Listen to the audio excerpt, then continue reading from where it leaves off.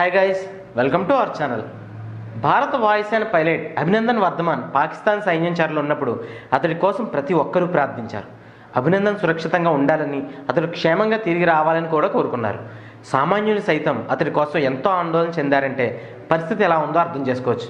చివరికి అన్ని దేశాలు గట్టిగా డిమాండ్ చేస్తుండటంతో తట్టుకోలేక అభినందన్ను వదిలిపెట్టింది పాకిస్తాన్. పాకిస్తాన్ ప్రజలు కూడా భారత్తో యుద్ధం వద్దని కోరుకుంటూ అభినందన్ను విడుదల చేయాలని డిమాండ్ చేశారు. ఆశ్చర్య కలిగించే విషయం ఏమిటంటే, పాకిస్తాన్ మాజీ ప్రధాని జుల్ఫికర్ అలీ భుట్టో మనవరాలు ఫాతిమా భుట్టో కూడా అభినందన్ గుండె ధైర్యానికి ఫిదా అయ్యారు. అభినందన్ గురించి మీడియాలో చూసి ఫాతిమా దిగ్భ్రాంతికి గురయ్యారు. అసలు అన్ని గాయాలతో ఉండి కూడా దేశం కోసం ఒక్క ముక్క కూడా బయటికి చెప్పకుండా ఎలా ఉంటున్నాడు అంటూ ఆమె ఆశ్చర్యపోయారు. ఫాతిమా భుట్టో పాకిస్తాన్లో ప్రముఖ రచయిత్రిగా పేరు పొందారు. మరో మాజీ ప్రధాని బెనజీర్ భుట్టోకి మేనకోడలు అవుతారు. పాకిస్తాన్లో ఫాతిమాకు ఎంతో గుర్తింపు ఉంది. ఆమె రచనలు అంతర్జాతీయ మీడియా సంస్థల్లో కూడా పబ్లిష్ అవుతాయి. పాక్లో మహిళల హక్కుల కోసం పోరాడే నేతగా ఆమెకు ఎంతగానో గుర్తింపు ఉంది. తాజాగా అభినందన్ కోసం ఆమె గళం విప్పారు. సామాజిక మాధ్యాల్లో అభినందన్కు మద్దతుగా వస్తున్న పోస్టులు చూసి ఆమె నమ్మలేకపోయారు.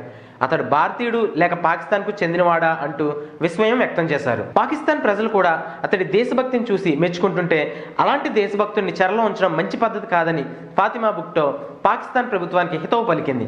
అతన్ని వెంటనే స్వదేశానికి పంపే ఏర్పాట్లు చేయాలని డిమాండ్ కూడా చేసింది. సో ఏది ఏమైనప్పటికీ మన అభినందన్ త్వరలోనే భారతదేశానికి తిరిగి వచ్చేశాడు. చూస్తూనే ఉండండి our channel. If you like the video, please like us and subscribe Tollywood Nagar.